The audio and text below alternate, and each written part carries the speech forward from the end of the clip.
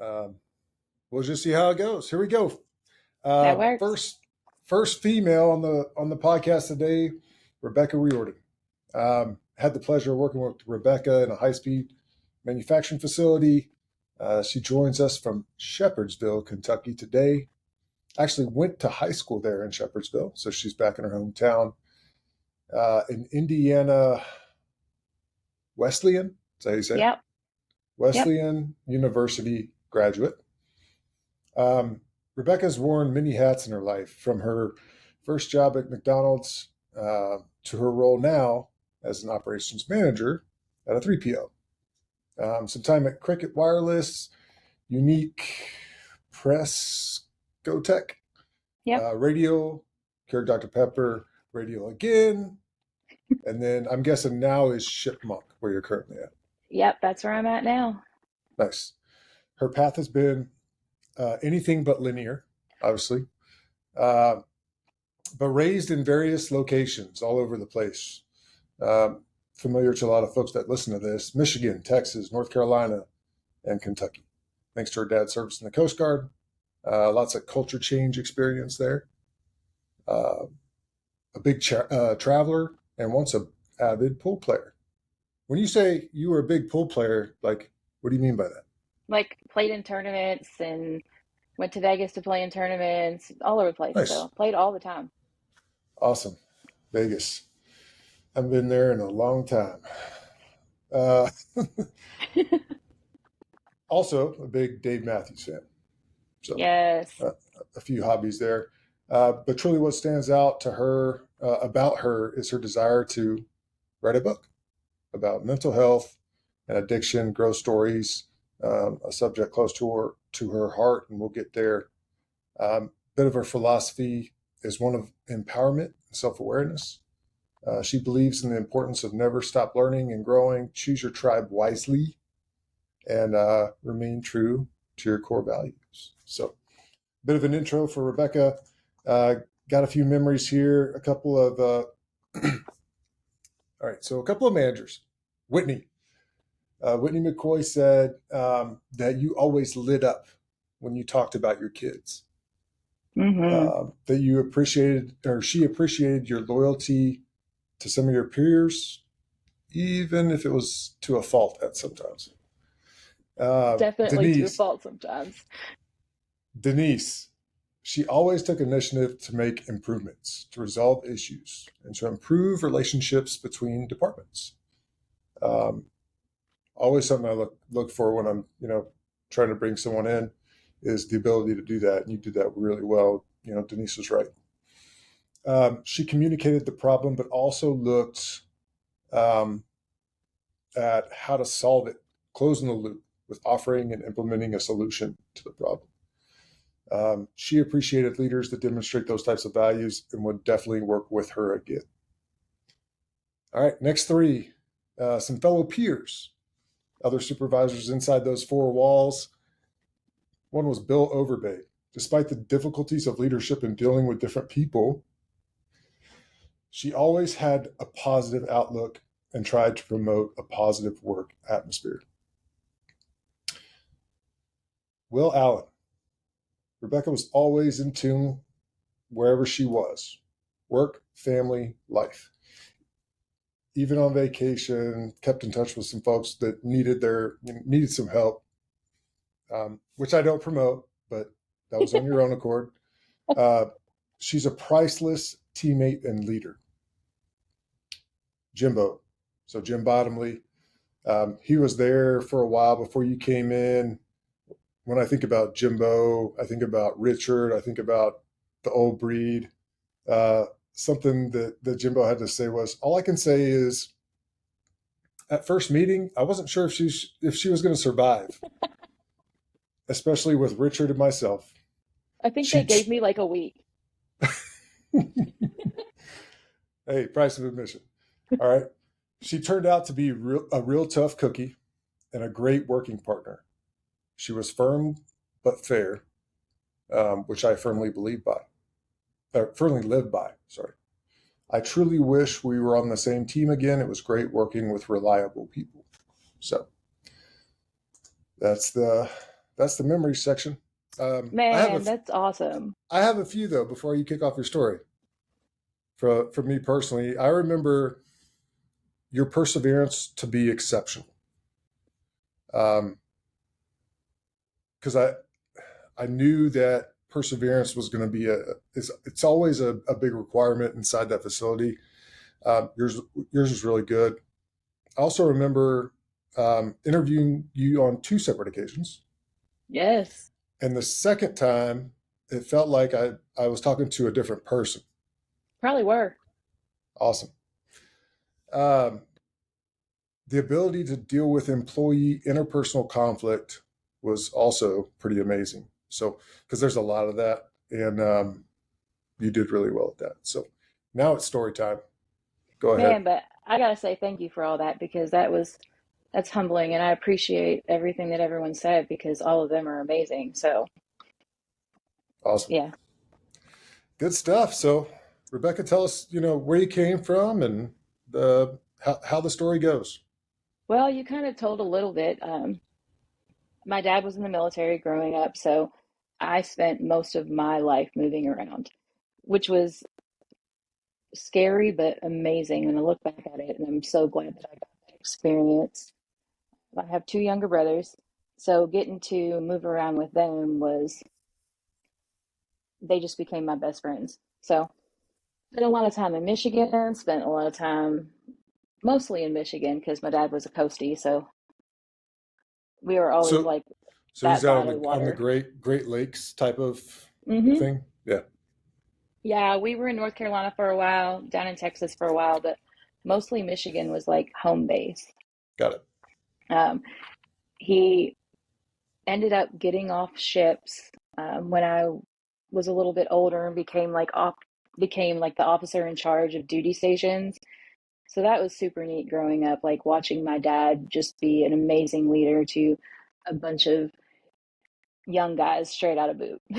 So that was, I guess, part of like what pushes me to do the things that I do. But grew up there doing that and then ended up here in Kentucky. My dad decided that it was here. He had the choice when he was PCSing between Kentucky or New Orleans. And he said in his head, me and my brothers were going into high school, and he couldn't imagine me and my brothers walking around the French Quarter. So Gotcha. we ended up here in Kentucky. Awesome. It's not a bad place to raise kids. That's you know, why I choose to stay. Really. It's really not. And that's kind of why I chose to stay too. After my parents left and brothers left, like it's a good place and my kids loved it and my kids have Yeah. excelled here. So Good people. yeah, it is. So yeah, I moved to Colorado for a few years and then moved back here and pretty much have been here. Gotcha. Don't have too much to tell about my backstory. It's just, No, no, it's no, no. pretty normal. You need to tell more about it. Like, all right, so you went to Colorado and then you came back here. Like, you know, maybe there was a little bit of why you came back here in what we already talked about. Was there anything else that brought you back? Well, mostly I came back here. So, like I said, I have two younger brothers. Both my brothers are in the Marine Corps. I have one brother that just retired for 22 years, actually last week. So he Nice. got his start in 1-7, and What so do you he was do? out at, he was a tanker. Okay, that's a small community. It is in, so in 2020, they dismantled tanks, and he was on I a did not know that. deployment when they made that decision. So he kind of came home, and when he came home, they were wanting to retire him. But he ended up finding a company out in Boise that he's been with for the last 2 years, and then he decided to retire. But my other brother was also enlisted. He was in 1-6. So in 2006, my youngest brother, he ended up dying in Iraq. So when he died in Iraq, I came back to Kentucky. Gotcha. Do you want to unpack that a little bit and tell us how? So it was the second deployment. He was 20 years old. So, but man, he loved his Marines. That was his place. That was his purpose. Um, and What was his I mean, I job? even Yeah, absolutely. Like I get emotional with it sometimes talking about it, but Got it. And if you want me to pump the brakes, I can. no, no, you're absolutely good because I tell you what, like just that whole experience has set me on like on my path to who the person I am and continuing to grow because I realize just the impact that everybody has on each other just from that experience. Um, One of the best and worst things about that experience is the impact that I've saw that he had on other people. And when I was there at KDP with you guys, my brother's like the 15th anniversary of his passing, 26 of the guys that he was in a unit with all came to, Zachary Taylor. It's an amazing experience to see that brotherhood. But in hearing their stories, I realized just while for years and years and years, I thought the impact was just on me and my family. At those moments, I realized that it's not. Like it impacts so many other people. Yep, that's it right there. Uh, what was his job? What was his MLS? He, Remember? so he was 1-6, he was infantry, he was a designated Okay, marksman. gotcha, So, but that was like, it was his life. Like he loved it. Like he was going to be career. Like he had his purpose. gotcha, That was good to know. gotcha. Heck, I'm 41 and still struggle with my purpose sometimes. So, Yeah, we're always seeking that true north, I think, you know. absolutely. Um, but another thing you're gonna, I bet you will talk about throughout the rest of the conversation are the core values because that's what leads you to your true north. Um, moving around so much as a kid, how's that shaped your perspective on home, community, and being able to adapt? Man, so for so many years, I looked at it completely wrong.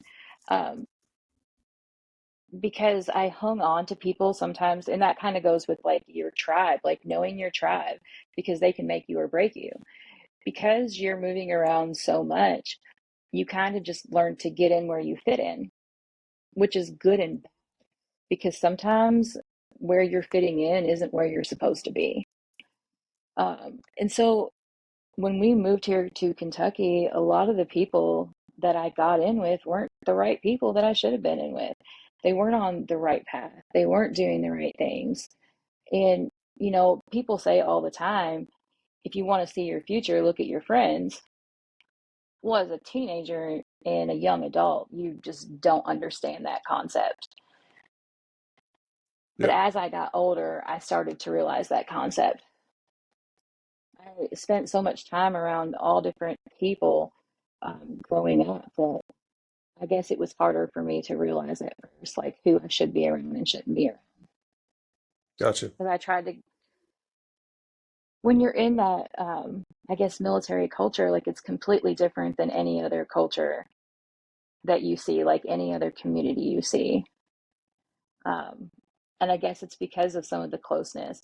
I didn't realize some of the like discrimination and injustices in life until I got to be much older because I grew up on military bases where there was every culture, creed, religion, Yeah, it's a just beautiful thing, everything. right? Yeah, So it wasn't until I got older and I started to see it and I was like, oh wow, it's there.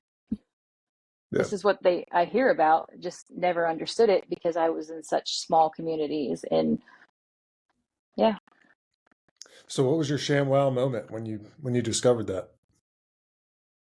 um, man, I don't even know what the ShamWow moment was. I think it was just small incremental moments over time because moving here to Kentucky from being in Michigan and being on like we'd always kind of lived on duty stations for the most part.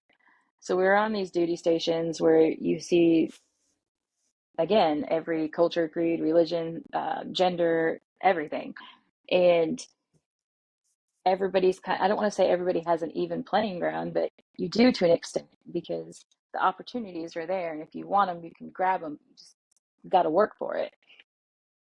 moving here to Kentucky from Michigan was a culture shock for for me because it was like, oh wow. And I was no longer on a duty station either. I was living in Shepherdsville. So I Yeah. think that and just over the years seeing things, it wasn't just one moment, it was all of them. Gotcha. I got to go back to the Jimbo comment when he said she turned out to be a real tough cookie. What made you what made you a real tough cookie in My Kentucky? dad, Your dad? All right, my gotcha. dad and my brothers, you want to, and duty stations, to be honest, like, um, I was around nothing but guys. And like, I don't want to say it's a guy's world, but sometimes it is a guy's world. And if you're a woman, sometimes you got to fight for it just a little bit harder. Um, and so I grew up with parents that genuinely told me that I could be anything that I wanted to be. And I believed it. Gotcha. So I think that's what it was. Like, it was, if you want it, you got to work for it and you got to work for it hard. And Yeah, sometimes you got to work for it harder than the next person. sure.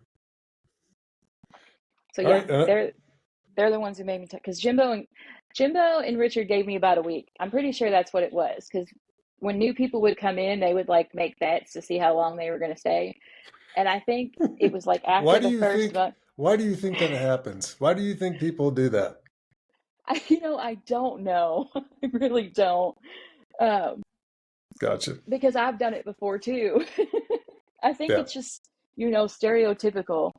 You kind of come in, and I came in and I was probably smiling and bubbly, more than likely had my hair down, and they were like, "Oh yeah, she ain't gonna last a week with those machines and running around that floor." But I Yeah. loved it. Yeah. We you did amazing at it. So um, let's jump into career transitions. So you've had a lot of jobs, not a linear path. Like, No. tell us more about like how that progressed for you. So honestly, like, when I got out of high school, I ended up having kids young. I had my son at 19, I had my daughter at 21, and I was just kind of working to work because, I had to take care of kids. Yeah. So that's when I was working in cell phone stores, just kind of I was good at it, but it wasn't ever going to be a path that I was going to stay on forever. When I moved back here to Kentucky, I was still working at cell phone stores, but I ended up going through like an extremely dark period where instead of seeing things in a different perspective, I looked at my brother's death as like the worst thing that happened to me. Like, oh, why did this happen to me? Why did this happen to my family? Um, it's not fair that he's not here. It's not, all these things that weren't fair. And because I went through that dark period, I didn't work for, I don't know, several months. And when I finally went back to work, I was just looking for a job, any job that I could get. And Unique Prescotech, which is an automotive manufacturer, hired me to, Automotive is cutthroat. it is, they hired me to be a filing clerk. I always kind of Perf- looked in the backgrounds of resumes for some automotive because I knew that there'd be some perseverance there. So, oh, yes, it was interesting for sure. But they hired me to be a filing clerk. And so I'd go in and I'd have to file all their papers. Well, it's an 8-hour shift and I would get it done in like 2 hours and wouldn't have anything to do. So I started like wandering out to the floor and wanted to learn what was going on the floor, yeah, wanted to understand, and became a quality tech from there. Um, and then moved into a supervisor role, and that's kind of how I became a supervisor, was in automotive. awesome. It was yeah, I just couldn't stay in my lane, I guess you could say. And I Yeah, was out there in everybody else's business wanting to know what made everything work. So that's not a bad thing. A guy a it's long not time good. ago on yeah, a guy a long time ago on this podcast said Clint Brucey said, "I like to go where I don't know." Right. So sounds like that's what you did. I did. Is Uh, there anything else that took you out of that dark period other than going where you don't know? man, it's like learning how to stay like comfortably uncomfortable. And it was also like realizing that I wasn't a victim in this situation. Um, Other people started to like love me back to life. Like some amazing people started to love me back to life. And I realized that I wasn't a victim. Like I was blessed for the amount of time that I got to spend with him. I was blessed for the stories that I got to hear from the people that were impacted by him. Um, like there was more blessings in the situation than victimization, but for a long time, all I could see was like just the victim part. Um, and because I saw it that way, like I literally just was sad and depressed. And I remember my other brother telling me, like, hey, like, I've already buried my brother. Like, I don't want to bury my sister too. I was like, man. And that, I guess, in a sense, that was a ShamWow moment because at that moment, I remember like hitting my knees and praying to God, just like, please don't make me live another day like this. And it Gotcha. wasn't an easy path. It was a hard as hell path, but it set me on a path to like realizing some true self growth, like loving myself, learning how to grow, staying instead of just being so fixed, like becoming mendable, becoming that growth mindset. So I guess you Yep. could say my brother and God kind of pulled me out of that Awesome. deep, dark hole. Sounds like your older brother's a good dude. Him, my little brother, but yeah, he's a smart guy. Um, you said some amazing people showed you how to, love yourself back to life. Other than your brothers, anybody else? Yeah, it was a church group actually. It was like a women's church group because, like I said, after my brother told me what he told me, kind of hit my knees and just God help me. I finally surrender, help me, and started attending the church. And there was an amazing women's group, and those moments, like I had never really spent much time with women, brothers, dad, duty stations full of guys. I worked in environments that were basically male dominated. To have a group of women love me back to life was a huge shift for me Nice. because I had issues with women. I didn't know how to trust women. Society tells you that women shouldn't trust women. Not the truth. So I don't understand that, but maybe you I can. think it's hard for guys to understand it because it's like for women we see like, oh, it's catty, or she's gonna try and steal my guy, or she's gonna try and backstab me. And that's really not the truth because like in the end, like strong women empower other women. Got it. It's kind of ShamWow. like you guys like you guys in your brotherhood. That's exactly what it is, except for it's a sisterhood. Awesome. That is that's a good story right there. All right. I had this one written down. I'm going to say it again. On fighting your demons, your youngest brother killed in Ramadi, Iraq on Mm-hmm. December 4th, 2006. Anything else you want to unpack there before we move on? I don't want to cross the line, but I also want you to impact others, right? With good stuff. Man, there's ah I don't know because there's so much behind it. Like there's a lot to unpack in all honesty when you get to that topic. And I think there's a lot behind it because of just the way it affected so many people. Um, Yeah, During never that, never underestimate. I'm trying to figure out a Jordan Peterson quote on never underestimate the value of somebody's loss or something like that. yeah, and it's so true because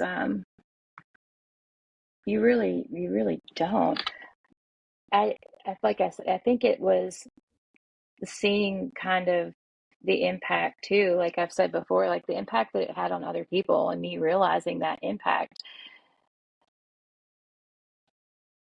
helped, like it helped push me through too, because I realized there's a lot of soldiers out there that lost their lives coming home. They came home with a lot of mental trauma just behind everything they saw during that time. I know while my brother was there, they ended up while my brother like his tour, there ended up being 12 guys that passed away, and they called it the Ramadi 12. Like it's just I can't even explain how it makes you feel to hear that, and I'm sure anybody who's been overseas kind of understands like just the heaviness of it. But some of the guys like coming home not like truly struggling with like their mental health because of the things that they saw, the survivor guilt that they had. Um, man, like that pushes me too to want to help people in so many ways. Gotcha. Um, yeah, and I want to dive deeper into that and why you want to write a book and what it's going to be about and all that kind of stuff. But before we get there, choosing your tribe. Who's the right tribe for you? Oh, the right tribe for me are people that are genuinely empowering each other. Like they want to see good things happen for each other. They're pushing each other to be their best versions of themselves. That's the right tribe. They can be brutally honest with you. They can tell you the things that you sometimes don't want to hear, but because it's coming from them, you know that it's coming from a place of love and you're okay with it. Um, Even if you're not okay with it, you're okay with it. Those are the people, like, that's my tribe. That's the people I want to be around. Um, I wish I could have saw that in my 20s. I wish I could have saw that in my teens. I think I would be even a completely different person than I am today, but I'm grateful for the journey that I had because it let me realize the people that need to be in my corner. Gotcha. You found it? Yeah, I think so. I think Nice. in general I have found it, but you're always growing to it. There's always going to be more people to add to it. And that's what I Sure. like about it too. ShamWow. Well, cool. All right. So on mental health and addiction, what personal experiences, observations have driven this passion for you? So part of what's driven the passion for me is because like my deep dark path was taking pain medication to numb myself. Like I needed to numb the feelings that I had. Um, so that's part of it. Um, but I also see a bunch of people with all different types of trauma that they're just not able to deal with.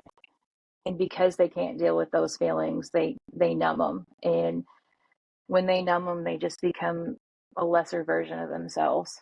And it's heartbreaking to see that because I genuinely want to see people and see their greatest potential lived out.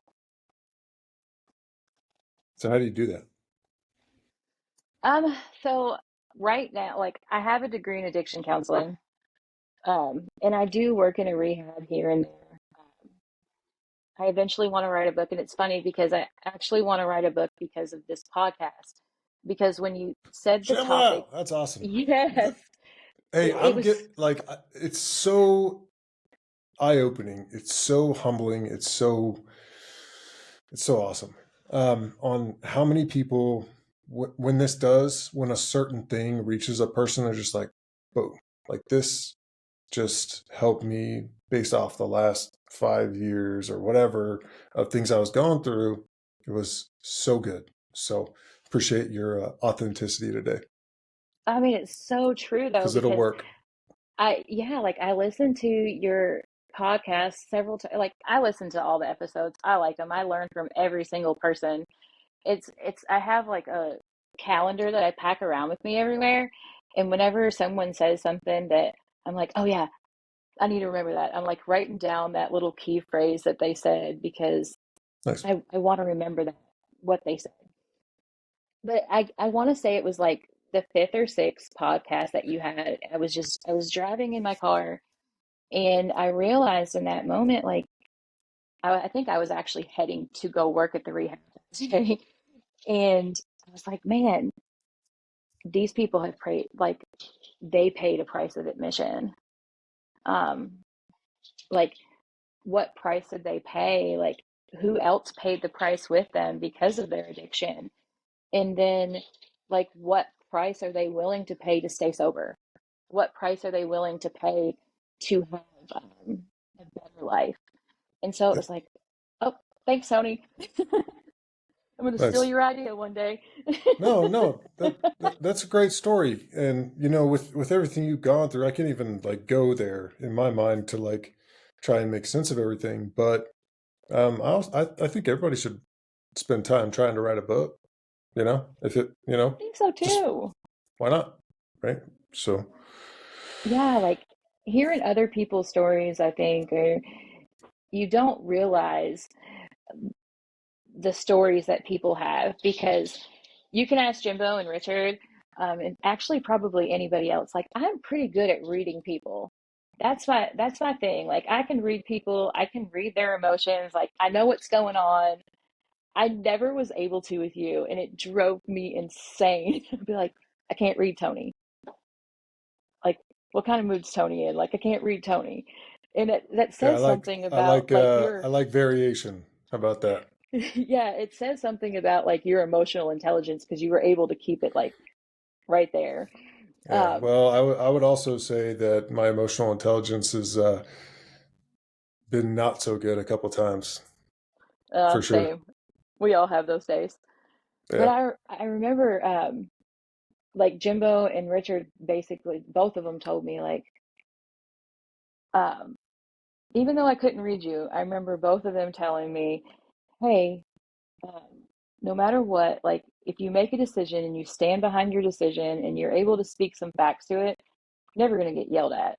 Yeah. And I don't know 100%. why, like, ShamWow. and I don't know why I ever even thought for 1 second like I would get yelled at or get in trouble. But I think you think that as an employee sometimes, like, oh, I'm going to get in trouble if Yeah. I do this. Um, and man, I It realized they were depends on the right. environment, right? Yeah, but we had an environment where we didn't, and that was awesome. Like I appreciated that. So, Good stuff. Um, so back to those personal experiences, observations with your current passion and what you're doing, and you spent some time at those facilities. Is it impacting? Are you seeing it? Is it working, or how are things going? so it's actually going great. But funny story is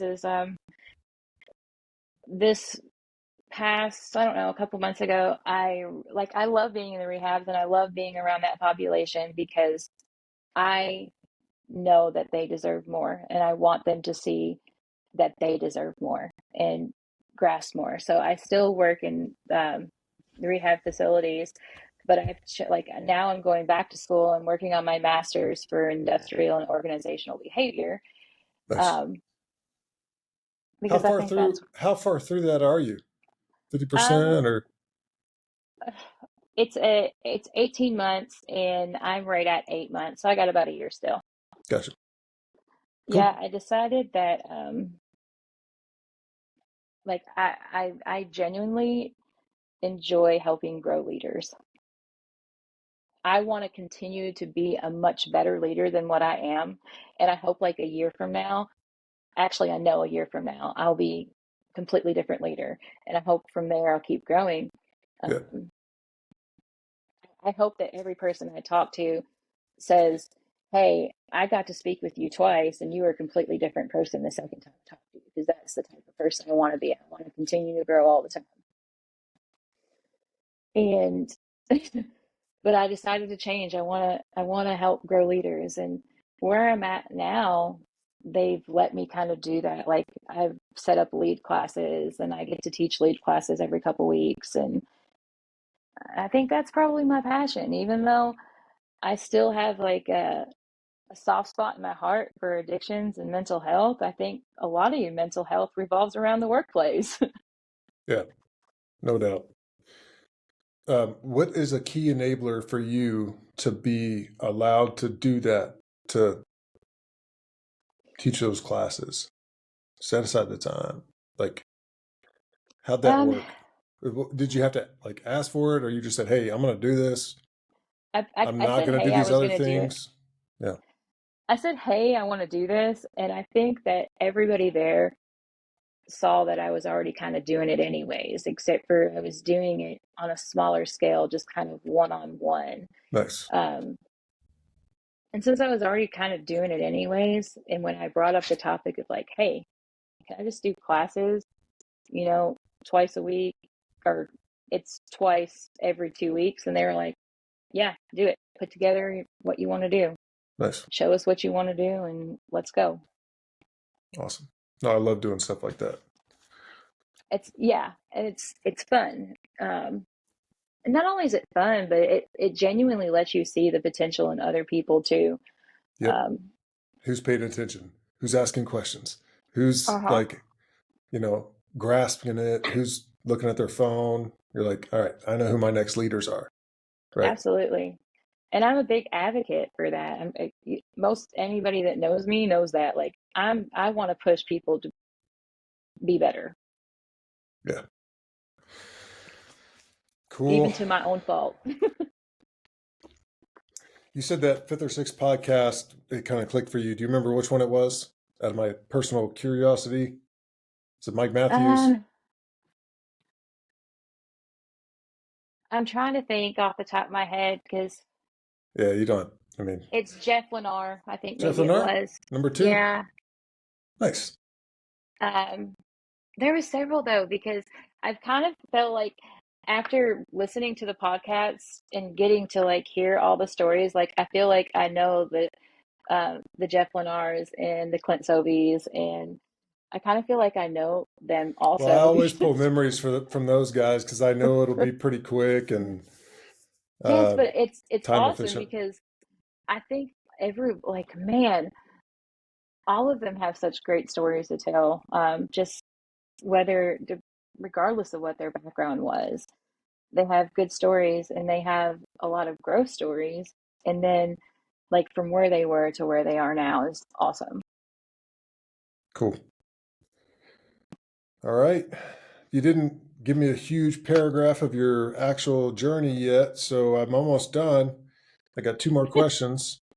I'm going to revert and say, is there anything else inside of your life's journey that you want to talk about before I ask you these final two questions? And I don't know, like I don't want to say my life's journey has been mediocre because my life's journey has not been mediocre in any way, shape, or form. Um, but yeah, I don't know. I'm trying to think. I know, like Whitney said, was it Whitney that every time I talked about my kids, I lit up? Yep. Because I Yep. do. They're some of the biggest inspirations that I've had in my life as well. I had them when I was young, so unfortunately, for their own accord, they had to grow up with me a bit. Yep. But because of that, I think it made them stronger people. Um, My kids teach me stuff all the time. Is there any cool things that you can think of that your kids taught you?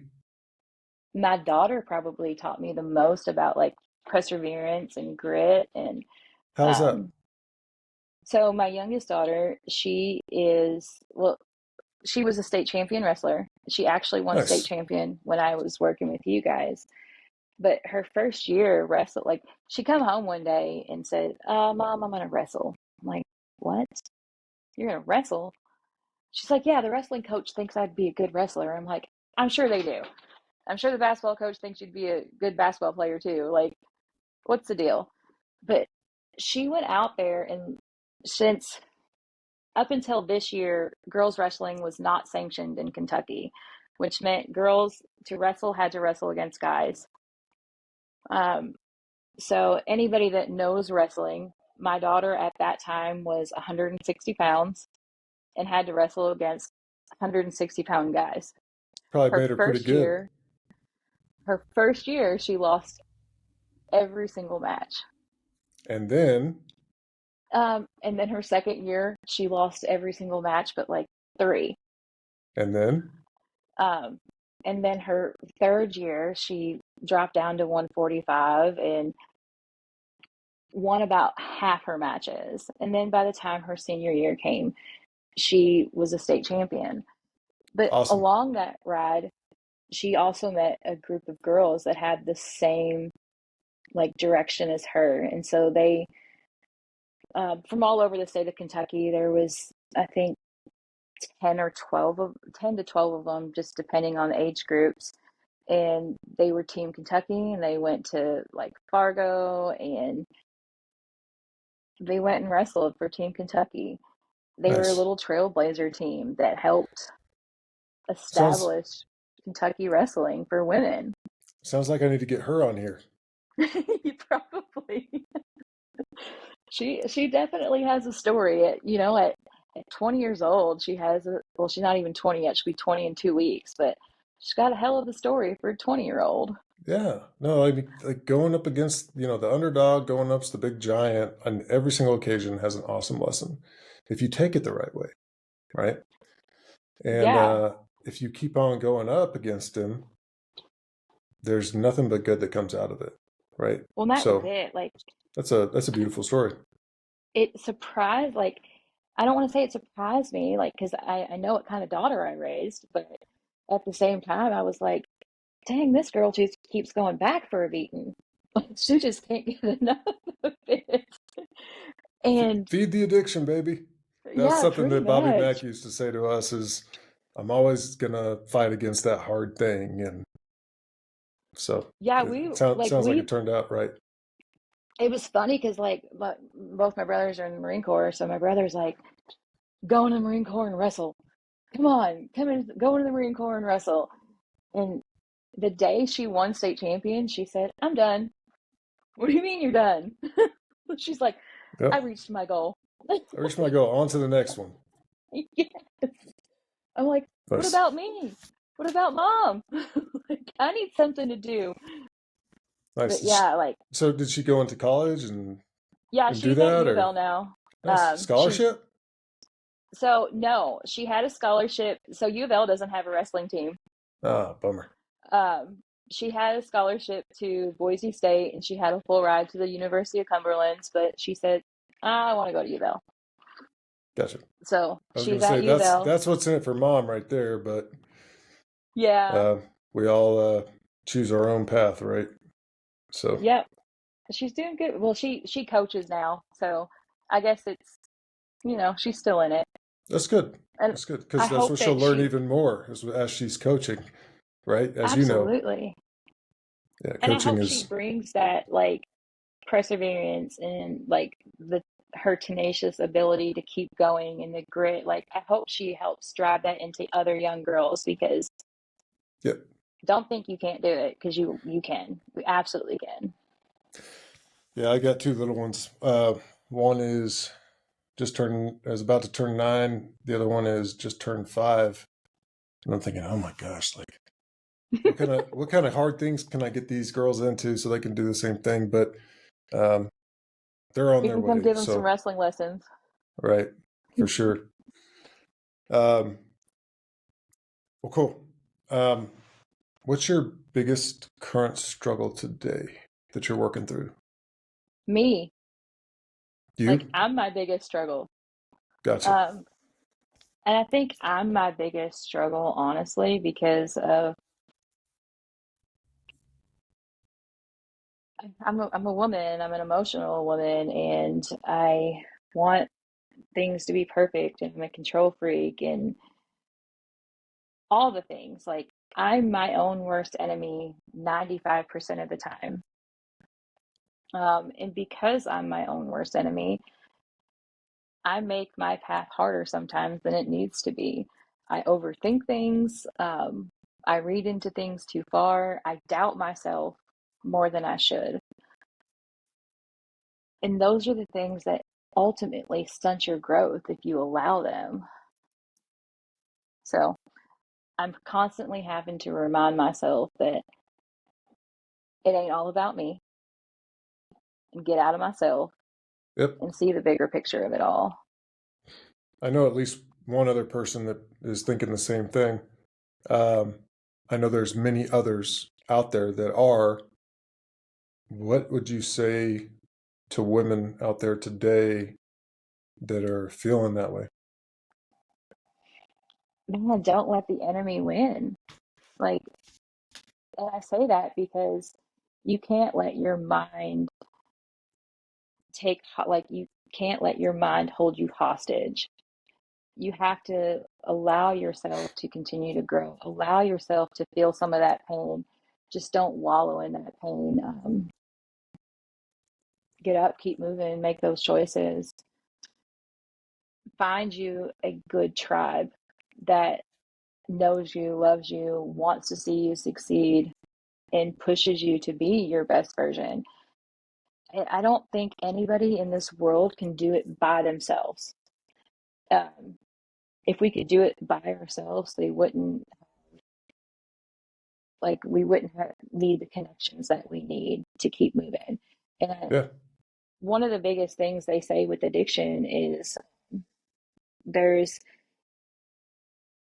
it's a connection issue. It's not an addiction issue, it's a connection issue. Like, you're not connecting with others and you're not connecting with all that stuff, and Or with because the you're right not, people. yeah, Yeah. absolutely.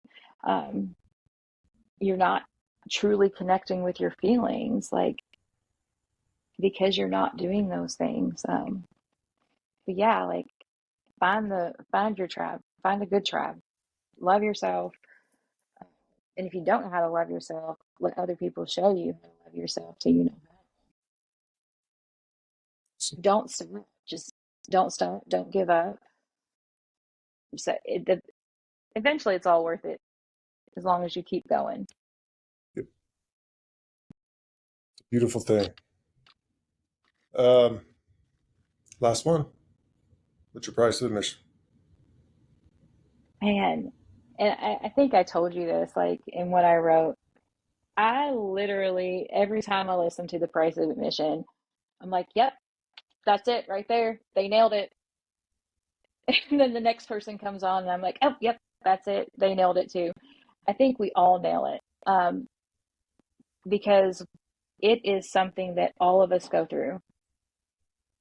And while it's the same for all of us, it's uniquely different for all of us too. Yep. Um, like, you guys went through your price of admission when you guys were at Navy football. And then when you were if you were deployed, you went through a different type of price of admission. In the working field, you go through a price of admission. And for me, like, I went through multiple prices of admission in my life, but it's making sure that you push through the pain and know that the end goal is worth more than that pain and sacrifice and everything you have to go through. Like, it's just bigger and better than what's right in front of you. Yep. That's That's hard to it. see too. That's it right there. Man, it's I, so hard to see sometimes. yeah. But It's one of and those blind faith things, right? it is. And I like what other people have said too, where, like, you go out there doing what you're doing not just for you, but for other people. Like, you're willing to make that sacrifice for other people also. You're willing to go out there and not just pay the price for you, but you're willing to pay the price for the group. So that way all of you can get through it. Yep. And I've heard that many times just listening to the podcast. And I think that's one thing that's hit for me too, because you think the price of admission and you think, what did I pay? Like, what did I pay? But it's not just like, what did you pay? It's like, what did the other people around you pay? What did you all pay together? Like, who paid it with you? And that's the thing too. We don't do it by ourselves. We really don't do much of anything by ourselves. Takes a team. Always Sure does does. for success. There's no flying solo in the success arena. For those that do fly solo, they make it for a bit, but not for very long, for sure. Yeah, if it, man, I couldn't imagine. If it wasn't for the teams that I've had, I wouldn't have just the everything that I've learned and done throughout my life. And it's because of the people that have been around me, that have pushed me, that have also paid the price.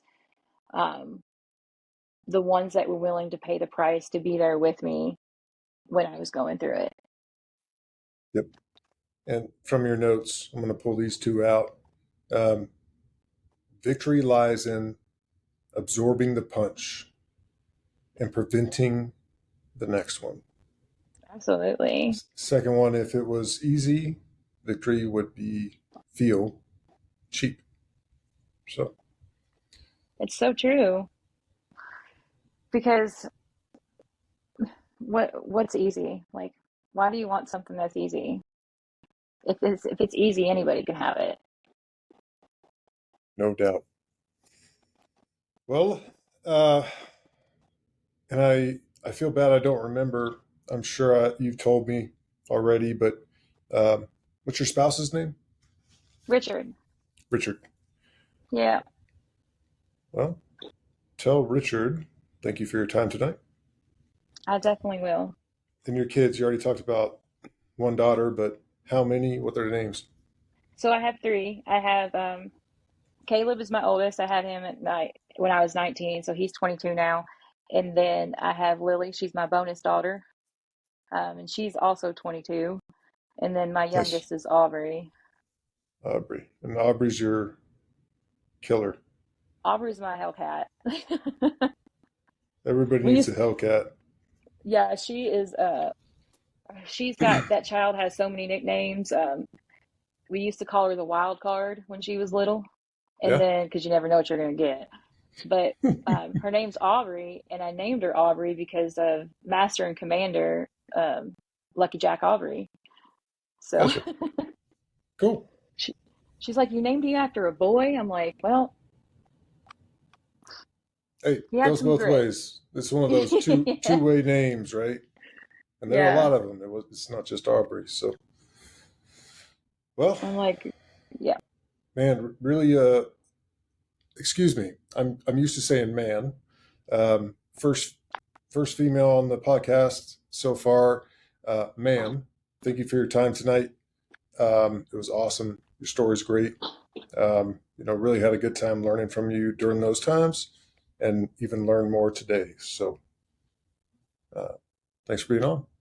No, thank you for having me on, and I hope that like some small piece someone hears and they like it because I know all the podcasts I've heard help me out. So, It will, no doubt. So, all right. Take care.